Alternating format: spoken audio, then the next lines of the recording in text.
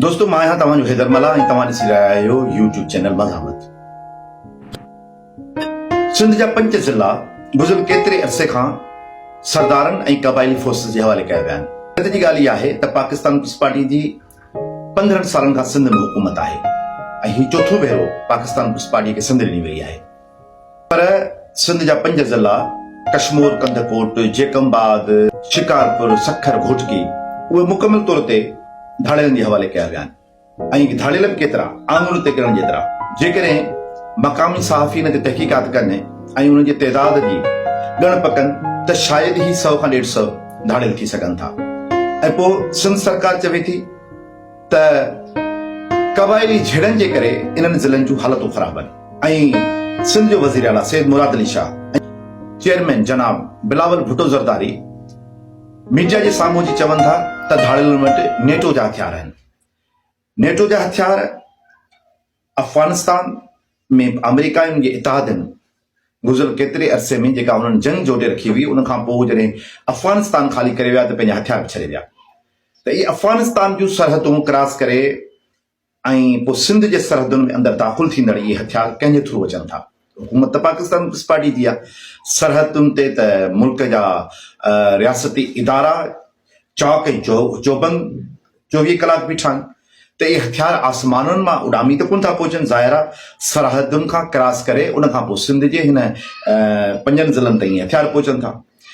5 ज़िलनि में सरदारनि जो राज आहे ऐं क़बाइली सरदारनि जा क़बाइली फोर्सिस उन्हनि जो कंट्रोल आहे। उन्हनि वटि हथियार जदीद तरीन एयरक्राफ्ट गन्स आहिनि ऐं राकेट लॉन्चर्स आहिनि। उन्हनि वटि जदीद तरीन राइफल्स आहिनि जंहिंजे करे पुलिस जूं जेके गाॾियूं आहिनि उन्हनि बख़्तरबंद गाॾियुनि ते जॾहिं उहे हमिलो कनि था त उन्हनि जूं चेन्स उनखे तोड़ण में कामयाब थियनि था। पोइ उन्हनि चेन्स तोड़ियल बख़्तरबंद गाॾियुनि जे मथां धाड़ेल बि लाइव अचनि था ऐं डांसूं कनि था। ही जदीद टेक्नोलॉजी जो दौर आहे जंहिं दौर में लोकेटर ज़रिए ख़बर पइजी वञे थी त को माण्हू किथे पंहिंजी मोबाइल इस्तेमालु करे रहियो आहे। पर पोइ पाकिस्तान जा रियासती इदारा ऐं पाकिस्तान पीपल्स पार्टी जी हुकूमत इन्हनि 5 ज़िलनि में लखे माण्हुनि खे धाड़ेलनि जे रहम करम ऐं सरदारनि जे रहम करम ते छॾिनो आहे। नतीजो इहो निकितो आहे त उन्हनि 5 ज़िलनि जे अंदरि तइलीम मुकमल तौर ते तबाह बर्बाद थी वई आहे ऐं सिहत घर मुकमल तौर ते तबाह बर्बाद आहिनि। जेके टाउन कमेटियूं या यूनियन काउंसिलूं जा जेके बजेटूं आहिनि उहे तरक़ियाती जेका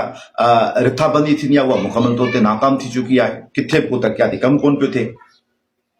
लखे एकड़ ज़मीन ॿेले खाते जी या कचे जी ज़मीन उन ते धाड़ेलनि जो कब्ज़ो आहे ऐं सरदारनि जो कब्ज़ो आहे। हज़ारे गोलियूं रोज़, हज़ारे राउंड उहे फायर थियनि था। माण्हू अगवा थियनि था। मैसूम ॿार,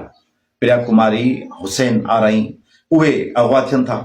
नंढड़ा नंढड़ा मैसूम ॿार अगवा करे उन्हनि जो भुंग वरितो वञे थो। हाणे ताज़ो तव्हां ॾिठो त हिकिड़े पख्तून ॿार खे अगवा कयो वियो, उन खां भुंग वरितो वियो। उमिरि रसीदा माण्हू खे अगवा कयो वञे थो ऐं पोइ लाइव अची उन्हनि सां सनाऊं कयूं वञनि थियूं धाड़ेलनि जे तरफ़ां, उहे लाइव ॾेखारियूं वञनि थियूं। नौजवाननि खे टंगुनि में गोलियूं हयूं वञनि थियूं, उहे लाइव ॾेखारियूं वञनि थियूं फेसबुक ते। ईअं इन क़िस्म जो जेको कारोबार ऐं कार वहिंवार आहे उन कारोबार ऐं कार वहिंवार में रुगो इहो चइजे त धाड़ेल मुलविस आहिनि। इहे 100-150 क्रिमिनल्स मुलविस न सम्झा थो त इहा ज़्यादती थींदी। इन जे पुठियां मुकमल तौर ते पाकिस्तान पीपल्स पार्टी ऐं मुल्क जा रियासती इदारा उहे शामिल आहिनि। हाणे ताज़ा अंगखर कल्ह जेके सिंध सरकार जारी कया आहिनि त 34 करोड़ रुपया इन ऑपरेशन ते, कची जा जेके ऑपरेशन ही थिया आहिनि इन्हनि 5 ज़िलनि में 34 करोड़ रुपया इन ते ख़र्च कयो वियो आहे ऐं लॻभॻि 17 धाड़ेल चया था वञनि त उहे मारिया विया आहिनि। ऐं इतला आई आहिनि, मक़ामी सहाफ़ी ॿुधाइनि था या समाजी वर्कर ॿुधाइनि था त उहे बि तक़रीबन धाड़ेलनि जा पाण बि जेके मुक़ाबला थियनि था उन्हनि में उहे माण्हू या उहे धाड़ेल क़तूल थियनि था। पोइ उन्हनि जे मथां पुलिस अची, छाकाणि त उन्हनि ते तमामु घणो सरकार तरफ़ां इनाम रखियलु हूंदो आहे, इनाम हासिलु करण लाइ मक़ामी पुलिस या एसपीज़ पोइ उन सॼे धाड़ेलनि जे झेड़े खां पोइ जेके क़तूल थियनि था उन्हनि जे लाशनि ते अची फ़ोटू कढाए ऐं उहे करोड़ रुपया उहे वसूल कनि था जेके इनाम आहिनि। सुवाल इहो थो पैदा थिए त छा सिंध जा इहे 5 ज़िला ईअं ई धाड़ेलनि जे रहम करम ते हूंदा? लखे माण्हू जेके इन इलाइक़े में रहनि था, जेके गैर यकीनी वारी ज़िंदगी गुज़ारीनि था, जिन खे हर वक़्तु इहो ख़ौफ़ रहे थो त कंहिं वक़्तु बि उन्हनि जे घरनि ते हमला कया वेंदा, उन्हनि जे ॿारनि खे, उन्हनि जे औरतुनि खे अगवा कयो वेंदो, यरग़माल पढ़ायो वेंदो ऐं उन्हनि खां ॻरो यरग़मालनि जे नाले ते, अगवा जे नाले ते ॻरो भुंग वरितो वेंदो। तव्हांखे ॿुधी इहे शायदि हैरत थिए त इन्हनि इलाइक़नि में हाणे सूरत हाल इहा आहे त जेके माण्हू अॻुवा थियनि था अॻुवाकार उन्हनि खे चवंदा त तव्हां पंहिंजे घर जे औरतुनि खे घुरायो ऐं पोइ मजबूरन लाचार उन घर जूं औरतूं बि उन्हनि धाड़ियलनि रहज़ननि जे हवाले थियनि थियूं ऐं उन्हनि सां पोइ उहो इज्तमाही तौर ते रेप कनि था